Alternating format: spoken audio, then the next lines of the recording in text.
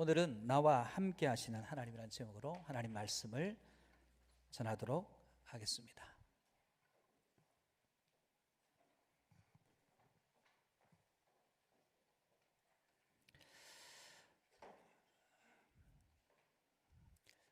지금은 별다른 두각을 나타내지 못하던 사람이 나중에 크게 낸다. 이게 대기만성형 인재라 그래요. 대기만성이라는 단어를 우리는 많이 씁니다. 너 지금은 그런데 나중에 크게 될 거야. 근데 이런 말이 없다고 그래요. 대기만성이 아니라 노자에 나오는 이야기인데 이 단어를 필사하다가 잘못 쓴 거예요. 하나 빼먹은 거예요. 그래서 대기만성이 아니라 대기면성이라 그래요. 대기면성은 어떤 뜻이냐면 진정 큰 그릇은 완성되지 않는다, 그런 뜻입니다. 여러분, 믿음이 그래요. 믿음은 완성이 없습니다. 완성을 향하여 나아갈 뿐이에요. 믿음은 말씀을 붙들고 나아가는 여정입니다. 그러나 중요한 것은 말씀 위에는 있어야 돼요. 그 믿음의 여정에는 반드시 있어야 되지만 우리는 완성되는 존재들이 아닙니다. 미완의 존재들이에요. 그럼 언제 완성되느냐? 우리 코에서 호흡이 끊어지고 하나님의 부름을 받았을 때 미완성인 우리를 하나님의 은혜로 완성시켜 주셔서 그때 완성이 이루어지게 되는 것입니다. 성도들이 살아갈 때 도대체 풀리지 않는 문제들이 있습니다. 해결되지 않는 문제들이 있어요. 근데 인간의 방법으로 해결이 안 됩니다. 그런데 그때 말씀을 붙들고 해결되는 경우가 많습니다. 말씀이 우리를 일으키고 말씀이 우리에게 역동적인 힘을 줍니다. 이렇게 세우고 새롭게 하는 힘이 있더라는 거예요.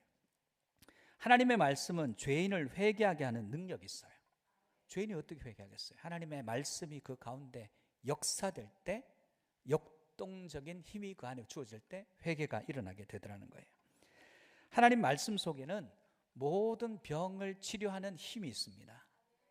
예, 아멘 하시는 분들은 치료될 줄 믿습니다. 예, 말씀을 받는 거예요. 그리고 이 말씀은 귀신을 쫓아내는, 축귀하는 힘이 있어요. 말씀으로 귀신을 쫓아냅니다. 또 죄의 멍에를 매지 않고 그 죄를 떠나게 하는 힘이 있어요.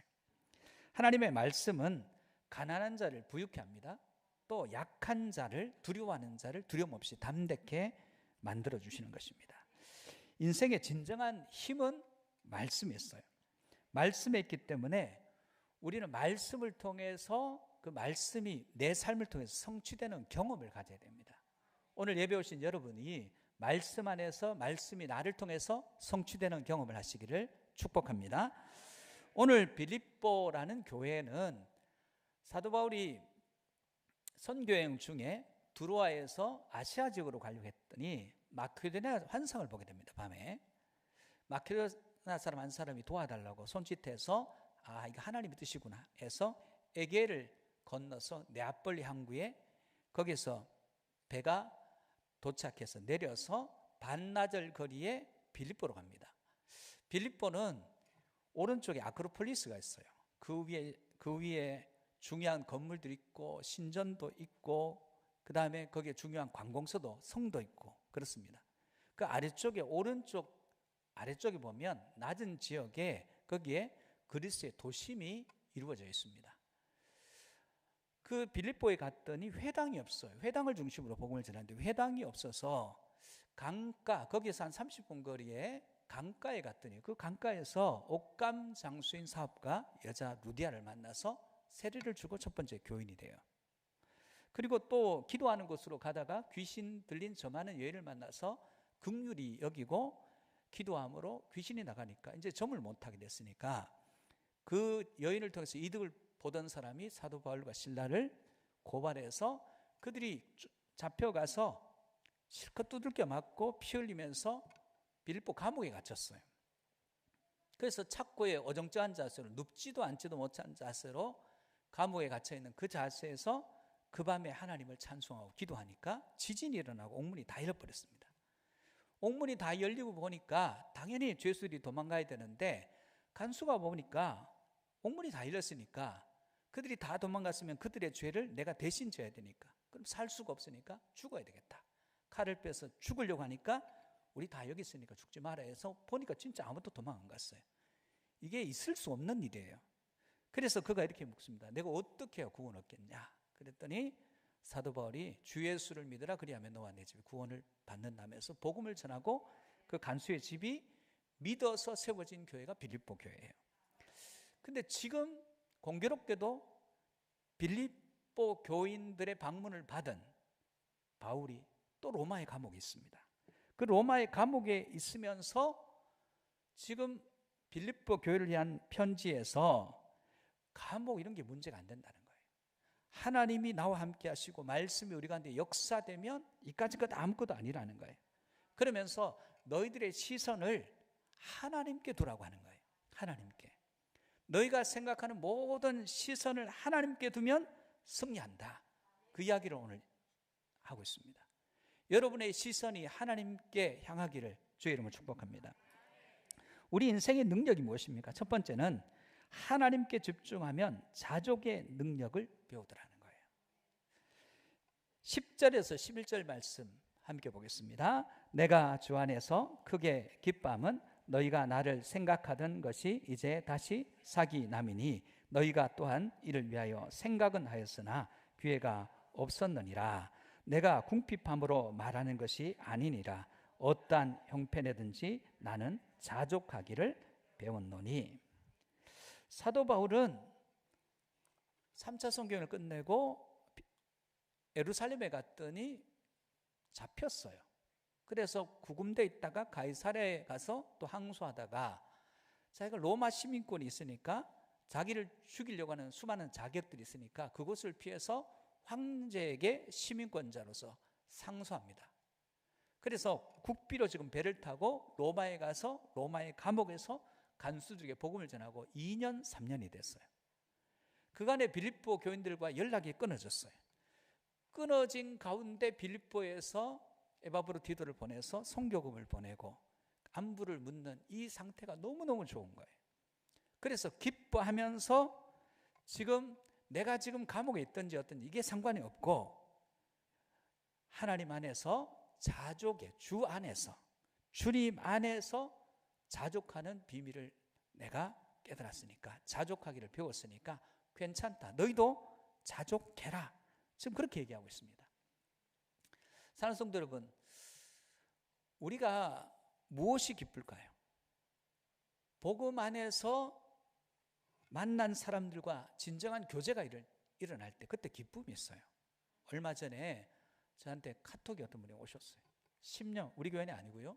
한 10년 전에 그 가정이 예수를 믿고 구원받은 가정인데 어떤 거 10년 만에 문자가 왔습니다. 그러면서 안부 문자를 보냈더니 답이 이렇게 왔어요. 목사님, 문득 감사해요.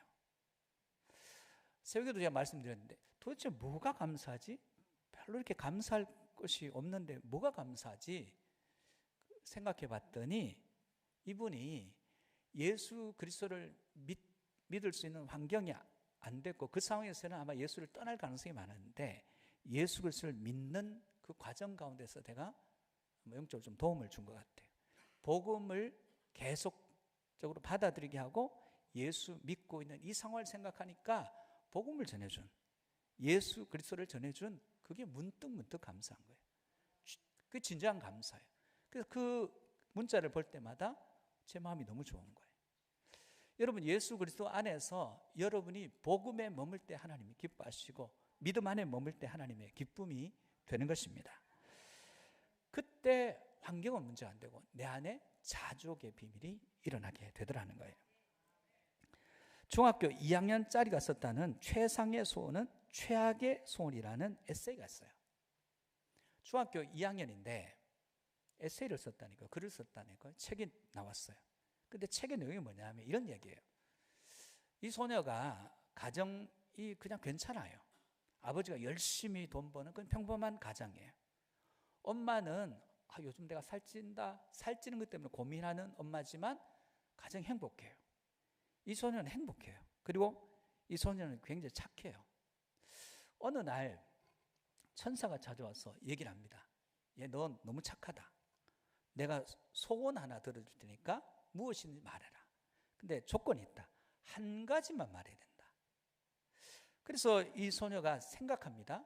천사가 한 가지 소원을 얘기하라 그러니까 그때부터 고민을 하는데 딱 한 가지만 구하라 했으니까 뭘 해달라고, 뭘 이루어달라고 할까? 첫 번째, 나 더 귀여운 소녀니까 나를 아주 예쁜 소녀로 만들어달라 할까?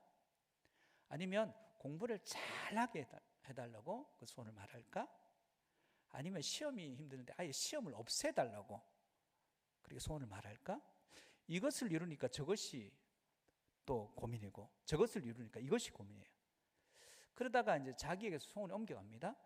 우리 아빠 돈 많이 벌게 해달라고 그렇게 빌까? 우리 엄마 살찌는 거 고민했는데 살 안 찌고 날씬하게 해달라고 그렇게 소원을 얘기할까? 우리 집이 굉장히 넓은 평수에 아름다운 집 하나를 달라고 할까? 아니면 좋은 차, 최고급 승용차를 한 대 달라 할까? 이렇게 고민하다 보니까 어느 순간 이 소원을 깨닫게 된 거예요. 뭘 깨닫게 됐냐면 천사가 소원 말하라고 하기 전에는 좋았어요. 자기가 아빠도 좋고 엄마도 좋고 자기는 행복하고 너무 좋아요. 근데 소원을 말하라고 하는 그 순간부터 고민이 되고 돌아보니까 마치 자기가 집도 변변치 않고 차도 변변치 않고 아빠도 돈 못 벌고 자기는 공부 못하고 그런 부족함 두성이의 불행한 가정이 돼버린 거예요. 그 저녁에 이제 천사가 찾아왔습니다. 소원 정했냐? 소원 정했다는 거예요. 무슨 소원이냐? 천사님이 그 얘기하기 전에 난 참 행복한 소원이었는데 소원 말하라 하는 그 순간부터 나는 없는 것 두성에 부족한 소녀가 돼버리더라. 한 가지 소원이 있다면 내게 소원을 들어준다는 그 소원을 거둬달라. 이루어지겠다는 그 약속을 거둬달라. 그거 필요 없다. 나는 지금으로도 충분하다. 그렇게 고백했다는 거예요. 중학교 2학년짜리도 자족합니다. 여러분 자족하십니까? 여러분은 여러분의 삶에 만족함이 있습니까? 예, 답을 많이 못 하시네요. 자족은 환경과 관련 없어요. 자족은 내가 만족하는 것입니다. 초점을 내게 두면 나는 불행해요. 초점을 내게 두면 나는 아무리 가져도 불행해집니다. 더 가지면 더 불행해집니다. 그런데 초점을 하나님께 두면 만족한 인생이 돼요. 지금 감옥에 있어요. 감옥에 있는데 기쁨이 넘쳐요. 그러니까 너희들이 어떤 상황 가운데서 자족의 비밀을 배웠으면 좋겠다. 이게 사도 바울의 첫 번째 메시지입니다. 여러분 안에 자족의 비밀을 깨닫는 은혜가 있기를 축복합니다. 두 번째는 환경을 초월하는 법을 배워야 한다는 거예요. 12절입니다. 같이 보겠습니다. 시작. 나는 비천에 처할 줄도 알고 풍부에 처할 줄도 알아. 모든 일 곧 배부름과 배고픔과 풍부와 궁핍에도 처할 줄을 아는 일체의 비결을 배웠노라. 지금 비천이에요. 그리고 풍부예요. 그 다음에 궁핍입니다. 배부름, 배고픔, 귀함, 비천함, 풍부함, 그렇지 못함. 아무 상관이 없다는 거예요. 왜냐하면 그 모든 상황에 처해 나갈 수 있는 일체의 비결을 배웠다고 지금 이야기를 하고 있습니다. 지금 환경적으로 보면 로마의 감옥에 갇혀 있는, 감옥에 갇힌 사람은 감옥에서 나오고 싶어 해요. 감옥이 나를 가두니까. 그런데 그거 아니라는 거예요. 감옥 안에 있어도 복음을 전하는데 문제 없고 감옥 바깥에 있으면 그것도 문제가 안 되고 아무 문제가 안 되더라는 거예요. 스토아 철학에 보면 이 자족이라는 단어를 이렇게 써요. 자족이라는 단어가 충분하여 흡족하고 만족하는 상태예요. 그러니까 이들은 더 얻기를 구하지 말고 욕망을 줄이라고 얘기하는 거예요. 이 스토아파가 얘기하는 거예요. 여러분 그리스 철학 때문에 지금 사도 바울이 이 얘기를 하는 것이 아닙니다. 그리고 자기는 일체의 비결을 배웠다. 일체의 비결을 배웠다는 이 단어의 뜻은 비법을 전수받은 거예요. 이 비법이 뭘까요? 예수 그리스도 안에 차는 비법이에요. 예수 그리스도 안에서의 만족, 예수 그리스도 안에서 상황과 환경을 초월하는 비결이에요. 여러분, 우리의 주어진 환경과 상황에서 보면 환경에 따라서 일희일비합니다. 아침에 좋았다가 저녁에 나빠졌다가, 어떤 말 한마디 들으면 넉다운 됐다가, 어느 날 어떤 얘기 들으면 갑자기 기분이 상승했다가, 우리도 우리 자신을 믿지 못합니다. 여러분, 우리는 비범해지고 싶어요. 비범함은 평범하면서 나와요. 비범해지는 사람들의 특징은 평범한 일을 계속 반복하는 거예요. 그럼 비범해지는 거예요. 마치 뭐 비밀이 있는 것처럼 특별한 방법이 있는 걸 생각하는데, 비범함은 평범함의 일상을 연속하는 거예요. 기도하는 사람은 계속 기도하고, 찬송하는 사람은 계속 찬송하고, 말씀을 읽고 그 말씀대로 살려고 애쓰는 사람들은 그걸 계속하는 거예요. 헌신한 사람들은 계속 헌신하고, 예배에 생명을 거는 사람들은 예배에 계속적으로 생명을 걸고, 그렇게 해가 나가는 것입니다. 발레리나 강수진 씨가 있죠. 세계적인 발레리나가 됐습니다. 그의 발을 보면 뭐 엄청납니다. 봐줄 수가 없고 뒤틀어지고 그렇습니다. 또 어떻게 비범이 있었느냐? 이렇게 얘기해요. 잠자고 일어나서 밥 먹고 연습, 자고 일어나서 밥 먹고 연습. 이걸 매일 반복하는 거예요. 그랬더니 비범이 있었대요. 여러분, PGA에서 우리나라 남자 선수 중에 우승한 선수 제가 기억이 안 나는데, 최경규 선수가 우승 몇 번 한 걸로 알고 있어요. 벙커샷에 돼갑니다. 그러니까 모래사장에 그냥 공이 빠졌어요. 거기서 빠져나오는데 귀점이다.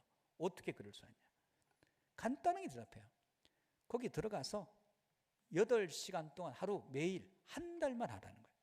그런 비법을 깨닫게 된다는. 김연아 선수도 마찬가지예요. 어떻게 그렇게 빙판 위에서 잘할 수 있느냐? 계속적으로 허리 아프고 몸은 뒤틀리고 아픈 가운데 계속적으로 연습하다 보면 빙판 위가 그냥 맨 땅처럼 느껴진다는 거예요. 여러분, 우리는 이만하면 됐다 할 때가 많습니다. 기도도 이만하면 됐고, 찬송도 이만하면 됐고, 말씀도 이만큼 알았으면 됐고, 헌신도 이만큼 했으면 됐고, 예배도 이 정도 드렸으면 됐고, 우리는 스탑에 모든 시선이 가 있습니다. 그거 아니라는 거예요. 계속 가라는 거예요. 멈추지 말고. 어떤 사람은 한 달만 하면 될 것 같아요. 한 달 만에 됩니까? 하루 만에 비범해짐이 있습니까? 그런 거 없어요. 왜 멀쩡한 사람들이 예수 그리스도 안에 살아갑니까? 세상적인 지위가 아닌 장군들, 정치인들, 과학자들, 교수들, 대기업 대표들, 경제인들이 왜 예수 그리스도 안에서 뭐가 부족했어요? 우리 인생은 하나님만 해결할 수 있는 부분들이 많아요. 우리가 해결할 수 없는 부분들이 굉장히 많습니다. 하나님만이 하셔야 될, 오늘 이 자리에 오신 분들의 고민 중에서도 사람이 해결할 수 없는 하나님만이 하셔야 될 부분들을 갖고 계신 분들이 많습니다. 제가 지금 기도하는 분들은 그런 분들의 기도예요. 이건 사람이 할 수 없는 일이에요. 하나님이 하셔야 될 부분을 가지고 기도하는 것입니다. 기도하면 하나님이 이루어 가시는 것입니다. 여러분, 이 세상이 지식으로 되나요? 이 세상의 방식으로 그 문제를 해결할 수 있나요? 해결할 수 없습니다. 오직 우리는 말씀 붙들고 하나님께 시선을 고정하고, 그리고 환경과 상을 초월해서 나아가는 일체의 비결을 배우는 우리 모두가 되시기를 주의 이름으로 축복합니다. 2000년도까지 미국이 한 번도 금메달을 못 땄던, 수십 년 동안 못 땄던 한 종목이 있어요. 다이빙이에요. 여자 다이빙 10m 플랫폼이라는 경기인데 중국이 계속 독주해요. 시드니 올림픽까지 중국이 독주했어요. 거기는 무조건 중국 선수가 1등합니다. 그래서 카메라의 스포트라이트도 전부 중국 선수예요. 예선부터 결선에 들어갔는데 결선 2차전까지 중국 선수가 1, 2등이에요. 근데 거기에 로라 윌킨슨이라는 미국 여자 선수가 한 명 있어요. 근데 이 선수와 선두와의 점 차이가 무려 60점 차이 나요. 지금 순위 5위예요. 역전이 불가능해요. 근데 3차전에서 갑자기 신기에 가까운 기술로 그냥 좁히는 거예요. 선두와의 격차를 확 좁혔어요. 그래서 깜짝 놀라서 그 선수를 카메라가 비추고 주목하기 시작하는데, 그 선수의 특징이 있어요. 다이빙 때 올라가면 뭘 자꾸 중얼중얼거려요. 그래서 아무리 카메라를 붙여도 저건 뭐 하는 건지, 아니면 혼자 중얼거리는 병이 있는 건지 모르겠는데 자꾸 중얼중얼거려요. 그리고 3차전 지나고 4차전에 1위로 올라가요. 5차전에서 드디어 다이빙에서 미국에 금메달을 안깁니다. 이 선수가 올림픽을 앞두고 3개월 전에 다리 뼈가 부러졌어요. 그래서 병원에 7주간 있고 올림픽 출전이 불투명했어요.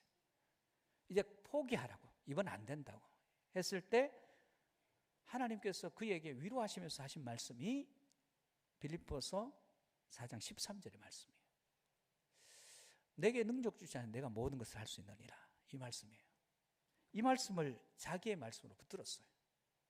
그리고 그 다이빙 대 위에 혼자 올라가는 것이 아니라 주님과 함께 올라가요. 그 올라가서 지금 내가 뛰어내리는데 주님이 함께 뛰어내려 주죠. 내게 능력 주신 주님 안에서 내가 오랫동안 연습도 못하고 했는데, 그러나 주님과 함께 이 다이빙합니다. 주님이 도와주세요. 그리고 뛰어내는 거예요. 마지막 경기 끝나고 물어봤습니다. 어떻게 우승할 수 있느냐? 어떻게 당신처럼 가능성이 없던 사람이 어떻게 우승할 수 있냐? 이 모든 일은 내게 능력 주시는 그분이 하신 일이다. 그렇게 고백했어요. 여러분, 이 이후에 이 선수가 그 다음 올림픽 세계선수권에서 계속적으로 우승하면서 오랫동안 그 자리를 지켰어요. 말씀을 믿는 로라 윌킨슨 덕분에 미국은 16년 만에, 30몇 년 만이죠. 36년 만에 10m 수영 여자 플랫폼에서 금메달을 가져와요. 오늘도 수많은 사람들이 이 말씀을 붙들어요. 그러나 이 말씀을 좋아하고 암송해요. 그런데 그 말씀을 자신의 것으로 취하는 사람들은 많지 않습니다. 그저 좋은 말씀입니다. 어떤 사람이 그걸 통해서 이겼다는 말씀이요, 나와는 무관해요. 하나님의 말씀은 나 말고 다른 사람이 들으라고, 다른 사람이 기억하라고 주신 말씀이 아니에요. 내가 그 말씀을 붙들고 내가 승리할 말씀, 그 말씀이 나를 살리는 말씀이 되어야 되는 줄 믿습니다. 오랫동안, 요즘은 제가 페이스북을 하지 않습니다만은 예전에 페이스북을 할 때 로라 윌킨스의 동영상을 제 페이스북에 올려놨어요. 우리 교인이면 얼마나 좋겠습니까만은 우리 교인이 아니에요. 우리가 상당히 떨어진 멀리 있는 교인이 자신도 이 말씀을 자기 것으로 받았어요. 그 분야에서 굉장히 힘들고 어려운 시간을 오랫동안 보낸 분이에요. 그런데 이 말씀을 붙들고 중얼거리기 시작합니다. 내게 능력 주시냐서 내가 모든 것을 할 수 있습니다. 의료업계에 계신 분인데 그 의료업계에서 독보적인 매출을 올렸어요. 스카우트 제의가 오고. 이 말씀 한 구절 붙들고 나갔는데 그도 역시 그 분야에서 하나님과 함께 그 분야를 주님과 동행하고 있어요. 그분이 이 말씀을 붙들고 있는 한 결과와 상관없이, 성공하든 실패하든 그 결과와 상관없이, 잘 들으셔야 합니다. 결과와 상관없이 그는 언제나 승리 자리에 머물러 있게 될 것입니다. 요한복음 1장 1절 말씀입니다. 같이 보겠습니다. 태초에 말씀이 계시니라. 이 말씀이 하나님과 함께 계셨으니 이 말씀은 곧 하나님이시니라. 말씀이 하나님이라고 얘기하고 있습니다. 하나님을 믿는다는 것은 말씀을 믿고 그 말씀에 즉각적으로 순종하는 것이에요. 오늘 많은 사람들이 말씀을 듣지만 그 말씀에 순종하려고 듣지 않습니다. 그저 내 마음에 와닿으면, 내 마음의 코드와 맞으면 은혜 받았다고 합니다. 그거 아니에요. 무슨 말씀을 하시든지 상관없이 그 말씀과 나를 일치시켜 갈 때 그 사람은 일체의 비결을 배우는 인생이 되는 것입니다. 그러면 그 사람의 상황이 어떠하든 관계없어요. 주님 안에서 배부름과 배고픔, 풍부와 궁핍 가운데도 주님 안에서 일체의 비결을 배우는 것입니다. 어떠한 자리에 있든 여러분 입술에서 감사가 떠나지 않기를 축복합니다. 오직 하나님을 믿는 믿음 가운데서 여러분에게 주어진 이 환경을 여러분의 믿음의 발판으로 삼을 수 있는 은총이 있기를 축복합니다. 세 번째, 주님 안에서 모든 것을 할 수 있게 하신다는 거예요. 우리 그 말씀을 다시 한번 보겠습니다. 시작. 내게 능력 주신 자 안에서 모든 것을 할 수 있느니라. 사도 바울은 자신의 능력이라고 얘기하잖아요. 능력을 주시는 예수 그리스도 안에서, 그 말씀 안에서의 능력이라고 얘기합니다. 어떤 능력이요? 나와 함께 하시는 임마누엘 하나님의 역사예요. 농구에는 우리 세계적인 농구 시리즈가 NBA 농구입니다. 여기는 기본적인 선수의 키가 2m가 다 넘어요. 190cm도 작아요. 그리고 이 장신의 선수들이 덩치도 좋습니다. 순발력도 뛰어나요. 그런 선수들이 다 모여 있어요. 그런데 농구라는 경기가 키가 크고 골 밑에서 볼을 장악하는 경기인데, 모두가 골 밑에 있으면 이게 경기가 재미가 없잖아요. 좀 분산되고 흩어져야 경기가 아기자기하기 때문에 농구에서 도입된 것이 3점 슛이에요. 외곽에서 던져서 슛을 하면 그거 막으려고 달려가다 보면 역동성이 생겨요. 근데 3점 슛은 들어갈 확률이 33.3%밖에 안 됩니다. 40%도 안 돼요. 그러니까 이 3점 슈터들이 주연인 경우는 없어요. 다 조연이에요. 결정적인 순간에 지고 있다가 3점 슛을 역전할 때, 많은 점차가 있을 때, 결정적인 안전한 때에 슛을 해서 따라잡을 때 쓰임받는 농구 선수가 3점 슈터예요. 그런데 스테판 커리라는 농구 선수가 있습니다. 이 선수는 독보적이에요. 100개를 던지면 94개가 들어가요. 이거 어떻게 당해요? 3점 슛이에요. 100개를 던지면 94개가 들어가요. 이 선수 키가 190.5cm, 10cm 작아요. 왜소해요?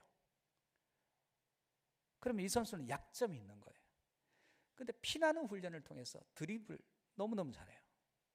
그리고 쏘면 다 들어갑니다. 여러분, 이 선수가 붙드는 말씀도 오늘 본문 빌립보서 4장 13절이에요. 그는 자신의 운동화에 빌립보서 4땡땡 13이라는 숫자를 새겨둬요. 그리고 신발에 볼펜으로 I can do all things, 모든 걸 할 수 있다는 거예요. 예수 그리스도 안에서, 내게 능력 주신 그분 안에서 그걸 써놓고 있어요. 묻습니다. 어떻게 그 힘든 과정을 이겨낼 수 있냐는 거예요. 주님이 나와 함께 하신다는 거예요. 그 농구 코트 위에 주님이, 말씀이신 주님이 나와 동행하신다는 거예요. 나는 혼자 뛰는 게 아니라는 거예요. 주님과 함께 뛴다는 거예요.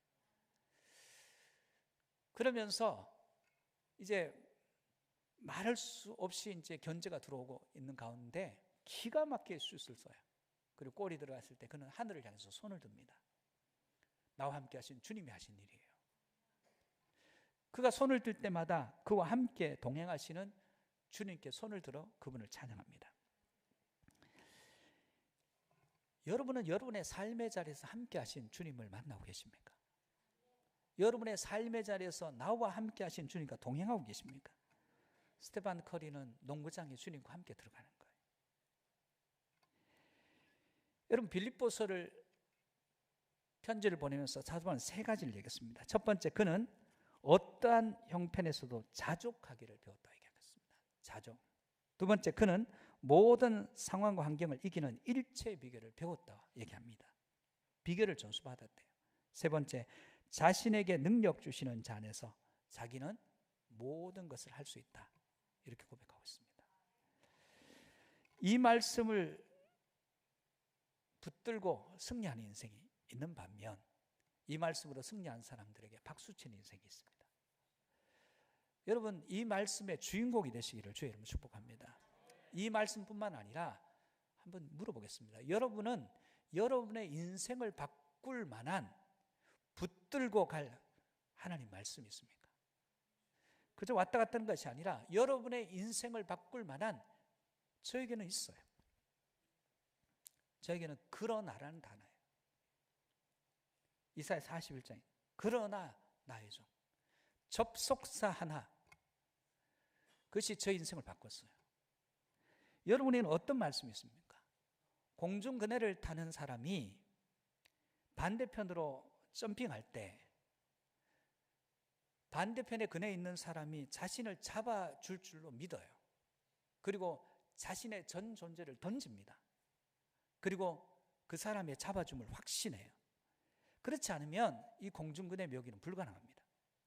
내가 여기서 내 몸을 허공에 던지면 반대편은 내 동료가 내 팔을 붙들어 준다는 믿음이 없이 자기가 잡으려고 하면 떨어지고 반드시 맡겨야 된다는 거예요. 여러분, 이 세상에 묘기하는 사람도 자기를 온전히 맡기는데 우리에게 생명을 주시는 그분께, 우리를 위해서 대신 십자가를 주셔 죽으신 그분께 왜 우리의 삶을 못 맡깁니까? 우리에게 말씀을 주시고 그 말씀에 여러분 자신을 맡기라고 얘기합니다. 여러분 자신의 전 존재를 말씀에 온전히 던질 수 있고 맡길 수 있는 인생들이 되시기를 주의 이름으로 축복합니다. 그때 우리에게는 역설적이게도 로마 감옥 속에서도 그는 빌립보 교인들에게서 16번이나 감사와 기쁨을 표현하고 있습니다. 형편을 보면 감사와 기쁨이 안 나와요. 근데 왜 감사와 기쁨을 얘기합니까? 그가 경험했기 때문에 그렇습니다. 어떤 사람들은 찬양할 수 없는 상황인데 찬양해요. 기도할 수 없는 상황인데 기도해요. 감사할 수 없는 상황인데 감사해요. 흑암 중에 빛을 봐요. 혼란과 혼돈 가운데서 하나님의 영적 질서를 봐요. 이것이 어떻게 가능합니까? 내게 능력 주신 안에서 모든 것을 할 수 있고 환경을 초월해서 하나님 주신 그것을 살아낼 수 있는 비결을 배우고 또한 우리 삶 가운데 어떠한 상황 가운데 주님 안에서 자족할 수 있는, 그리고 무엇을 얻기 위한 것이 아니라 주님이 원치 않는 것을 버릴 수 있는 것, 주신 것으로 만족할 수 있는 은혜가 저와 여러분 심령 속에 충만하게 임하기를 주의 이름으로 축복합니다. 하나님은 우리와 동행하십니다. 그 하나님과 함께 여러분 삶의 현장에서 동행하시는 그분과 함께 승리하시는 삶을 사시기를 축복합니다.